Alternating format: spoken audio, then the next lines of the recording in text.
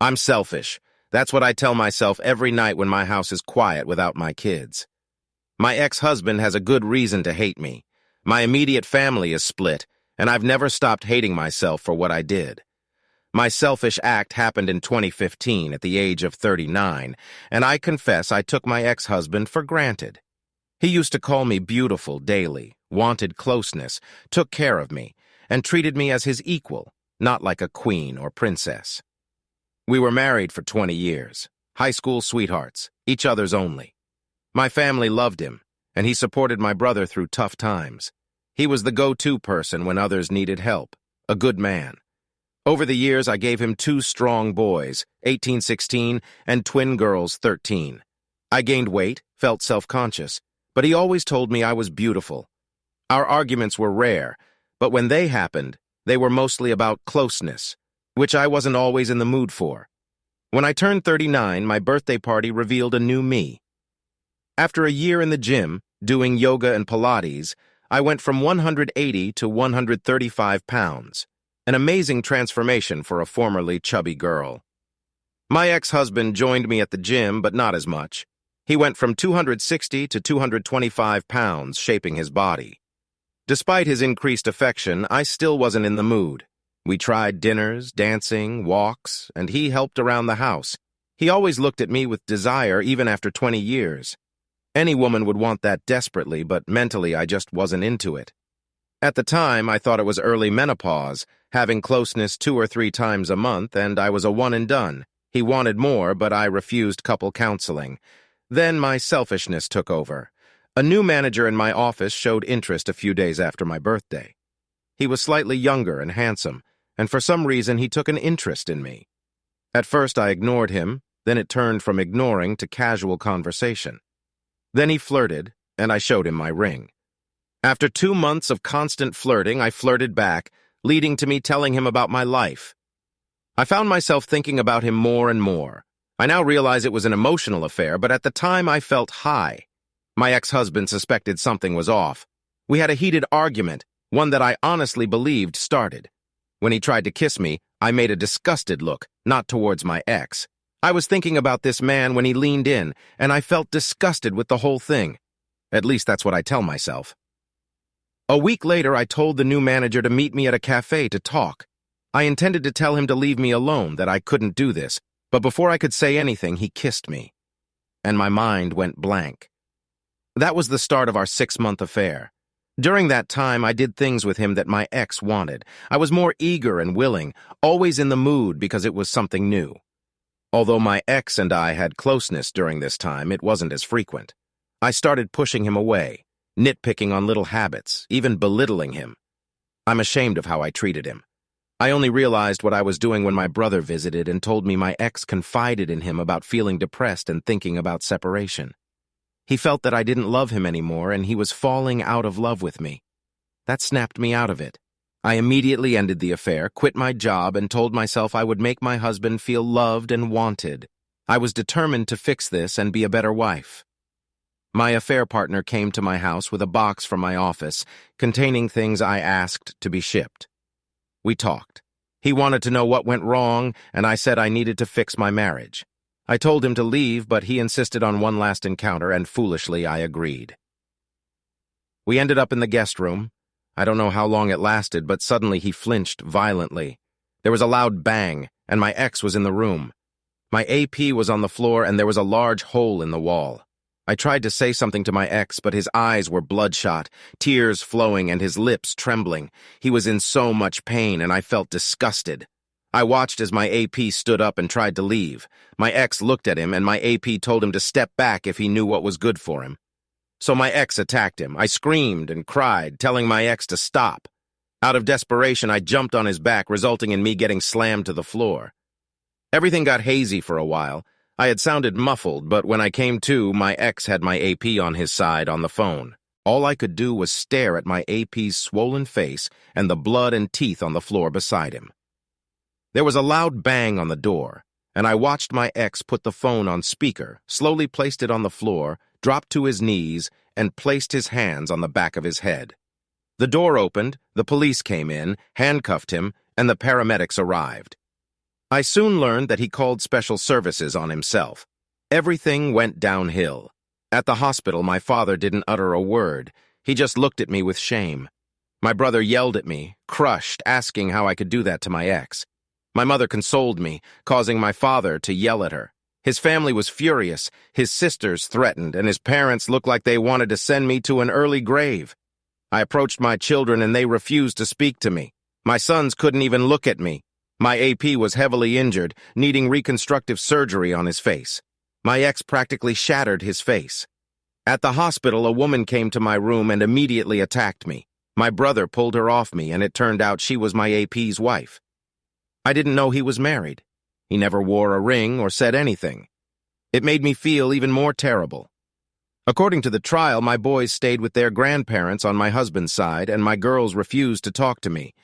My ex didn't want to see me either. I tried to visit him at the county, and I was denied. My brother made sure my ex went to the correctional facility he worked at to keep an eye on him. When I asked my brother to relay a message for me, he told me to go to hell. During the trial, it was the first time in 3 months that I saw him. He looked at me with such anger, hurting more than anything I could ever imagine. He always looked at me with love, even when we were mad at each other. But during that trial, it was hate, and I needed to excuse myself to cry in the restroom. As the days went by, I was forced to recount my affair in every detail for all to hear. When I told them how long it was, my ex looked crushed, and my father stood up and walked out of the courtroom. During my ex's testimony, I learned that he came home to surprise me with lunch and a weekend trip for 2 to the Catskills. He had a full romantic getaway planned, only to walk in on us, and he reacted. He stated when the AP ordered him to step aside, he snapped and smacked him, only stopping when he tossed me off him. He quickly called special services and heard the recording at court. Hearing the pain in his voice, his sobs as he did what the operator told him to do was soul-crushing. The AP couldn't verbally testify and was heavily medicated, so they used images of what he looked like, turning my stomach because I was responsible for all this. My ex smashed his eye socket, cheekbones, and destroyed his jaw. They stated that there were bone fragments too small to piece together. My former partner got charged with a 3rd-degree felony and got a 7-year sentence, leading my sons to protest loudly, daughters and his family to wail, haunting me still. The initial 3 months were incredibly painful. I got sued by my almost partner, soon-to-be ex, APSTB ex-wife, for alienation of affection. My ex initiated a divorce. The eldest son moved out, another son isolated himself, and my twins rebelled fiercely. My former sisters-in-law attacked me at Price Chopper. His mother spat in my face when I tried to apologize. Father and brother refused to speak to me. Eventually, I had to find a new job since there was no income, and I nearly depleted savings, but I was practically blacklisted in my field. The accounting firm faced bad publicity, so I started working in retail and as a seasonal H&R Block adjuster during the tax rush. I almost lost the house. My ex refused visits and every letter was returned. Crying in the shower became an almost daily occurrence. My parents almost separated because my mother constantly defended me. My brother refused to acknowledge me. Even lifelong friends were divided. Soon I contemplated ending things, picking up my belongings, and disappearing. The guilt was overwhelming. Eventually I sought therapy, and the therapist scolded me, saying I had become too comfortable with my ex. I didn't see him as a husband, but as a friend with benefits, and I treated him as such. She was right. I took him for granted. Almost a year passed in silence from my children. When I cooked dinner, they would collect their food and go to their rooms, refusing to look at me. I had meltdowns, begging them to say something, but nothing. My brother got married and I wasn't invited, but my kids were. I continued trying to visit my ex, hoping he placed me on the visitor list, but I was always denied. Letters were still being returned, deepening my severe depression. One day, my brother showed up out of the blue. Shockingly, he scolded me, revealing my ex was in the infirmary after getting stabbed during a ravishment attempt by an inmate, resulting in my ex getting stabbed in the stomach and the inmate getting his spine broken. My brother screamed at me, "You did this before leaving." I cried for days because he was right. I did this. Attempts to visit him at the infirmary were futile. For 4 additional years, I tried to talk to him and wrote letters, but they were returned. Thankfully, our children visited their father frequently, and I learned he was placed in protective custody by my brother since the attack. Over the years, my eldest attended the same college and took the same major as my ex. He only calls his siblings and never wants to talk to me. He never comes to the house for holidays, only to his grandparents. Another son followed suit, going to the same college and refusing to call me. My twins were hard on me, but they visited their father weekly, improving their mood. Whenever they got overly rebellious, their uncle disciplined them. My brother and I still hardly spoke. Attempts to visit his wife when they had their first child resulted in being asked to leave. My mother kept me in the loop on what was happening in their lives, but my father still refused to acknowledge me. In early May this year, my kids were happy and my sons returned home. I didn't know why, and I didn't care. They were home. For 4 months, my children were around, and I did everything I could to express my apologies. Most of the time, I was ignored, but they started talking to me, bringing me joy to have conversations with them, learning about their lives. My eldest had been dating someone for over a year. My second-born was on a college track team, and even my girls started talking to me again.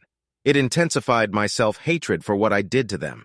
Having them smile, joke, and share dinner together, I missed those moments deeply. By the end of August, I was excited about the twins' first day of their senior year, coinciding with their 18th birthday. I shared my enthusiasm for their birthday party, but my girls asked if we could do it on a different day.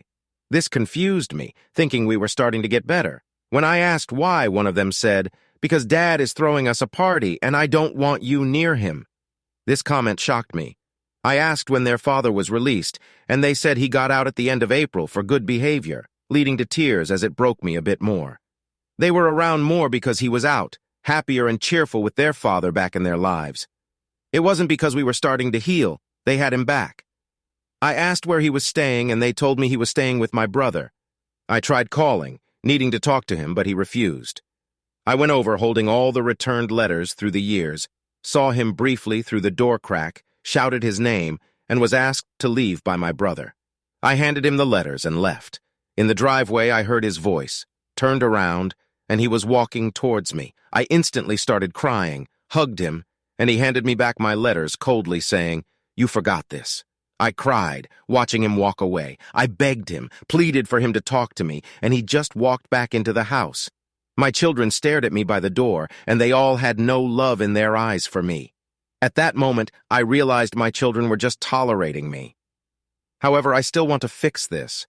I want to tell him how selfish I was, how much I missed him, apologize for destroying what we had. So I'm still trying to push through my daily life. I learned from my mother that my almost partner's ex-wife was visiting my ex 2 years ago, and she's been coming around to see him. I don't care, really. I just want him to somehow forgive me, talk to me, be beside me, look at me the way he used to. I want my kids beside us. I just want my family back, yet I know I don't deserve it. Even if by some miracle we become one again, it will never be the same. I was selfish, and I wish I could take it all back. Second story. This is response to my mother's post. I try hard to keep my history a secret. My college friends are unaware that my dad spent time in prison, and I'm not interested in sharing it with them. When I roamed around campus and overheard people discussing and sharing a particular post, it brought back a flood of emotions I've been trying to cope with. Investigating further, I found enough details to confirm it was about my family, which made me furious. I contacted my mother, and her emotional reaction triggered an argument. Similarly, when I visited my dad and confessed, it led to a confrontation. Despite this, I believe my father is a good man. He only scolded me for disrespecting my mother. He advises me that even if I don't love her, I should still respect her. It's tough to respect someone like her. My father faced many challenges, and often emphasized that we should be grateful for growing up in an area where achieving academically wouldn't lead to attacks. He shared how difficult it was for him in the South Bronx, where pursuing white things like going to college made you a target. At 15, my father's father passed away from cancer, and he had to step up as a surrogate parent for his 2 sisters. With no life insurance, he worked hard to contribute to rent and food while attending school. He considers it fortunate that his mother remarried a good man, and they moved to upstate New York for a better life. According to my uncle in the 90s, my dad's unique style, including baggy clothes and a Puerto Rican flag shirt, attracted teasing from his friends. Unexpectedly, my dad fought back, earning their respect. Instead of walking away, he helped one of them and suggested skipping school, sharing a 40 and talking things out. His dad led to friendship, and he introduced my dad to my mom. They attended the same college, and by the end of their freshman year, they were married. During my upbringing, my parents were affectionate, always holding hands and kissing, even during my senior year when things went awry. Despite acting like a teenager and love with my mom, my dad never placed her on a pedestal. He advised me against it, explaining that women won't respect a man who does so. His philosophy, treating your wife as an equal, best friend and confidant, was passed down from his father and stepfather. My dad, a big guy at 511 and 260 pounds, was always joking and active despite his weight. I cherished the moments when he sang to my mom and did thoughtful gestures like serenading her, buying flowers, and writing love notes for no reason. He defended her honor and always expressed how beautiful she was. My dad set an example for the kind of man girls should have in their lives. He stood by my uncle, never giving up on him even when others thought he was a lost cause. As my grandfather once said, my dad knocked the stupid out of him and left behind the man he was supposed to be, a phrase that always made me laugh. My dad showed me how to be a man, a friend, and a husband. Before her affair, my mother always loved my dad, and he was her support system. Even though they had the ideal marriage, my mom ruined it. I remember those months when she talked down to my father and he pushed back but restrained himself. Despite his college education and successful career as a financial advisor, my dad could switch from zero to a more assertive demeanor in seconds. Grandma said he was like his father, kind, respectable, and helpful, but he wouldn't hesitate to defend himself with strength. My dad tried everything, buying flowers, taking her out to dinner, dancing, but she was in her own world, treating him poorly. We all witnessed it, especially its impact on my brother and twin sisters. Despite that, my dad smiled and assured us they would work it out. He believed Mom was stressed from work, especially when she quit her job. I genuinely thought her job was the issue. Then my dad got arrested. Mom, do you know the embarrassment we felt when the whole school was talking about it? My dad was arrested because you cheated. I couldn't stand to look at you, so I stayed at Grandma's. The sight of you disgusted me. And when I visited Dad, he couldn't bear to look at me. He was ashamed and said he failed as a husband and as a man. I told him he didn't, but he insisted he did, because a responsible man would think about the consequences before doing something so foolish. As a husband, he felt he failed because his wife betrayed him. I pleaded with him to look at me, but he wouldn't. Then you had the audacity to ask for forgiveness, and for the first time in my life, I wanted to physically hurt you. We were all hurting, and you sought forgiveness. Sitting through that trial, listening to that special services call, was the worst 25 minutes of my life. 25 minutes of hearing my father, who would have done anything for you, crying and asking the operator for help. He repeated over and over that the love of his life cheating hurt us more than anything. I know you tried to act as a character witness for Dad. We all told you not to do it, but you did it anyway. Why? Did you want to show us that you still loved him? Tell the court he's a good man? In my opinion, that cross-examination where you revealed how long you were with that person was why we lost him. If we had a proper lawyer instead of an appointed one, he might have walked. I had anger issues because of that. My brother became a closet drinker, and one of the twins was suicidal, but you didn't notice. All you wanted was to try and fix things with Dad, leaving me to support my siblings. I hated you, and in some way I still do. When I went to college, I wanted nothing to do with you. Like my father, I had to be a surrogate parent to my siblings. I was working a full-time job, going to college, and sending you money for bills. Mom, I know it was hard, and you were depressed, but you had help with the bills. Mom had defended you out of family loyalty, not belief. At least that's what the twins believed. When Dad got stabbed, I almost had a nervous breakdown. I had just seen him that day, making jokes about the prison body plan. I was halfway back to school when I got the phone call. I nearly crashed the car because my brain turned off. It was tough for everybody. I didn't tell anyone this, but I sat outside that person's apartment, wanting to confront him. I saw him walking with that cane. I remembered what Dad said and drove off. As the years passed, Grandma died. Then Grandpa from broken heart syndrome, and Dad couldn't attend the funeral.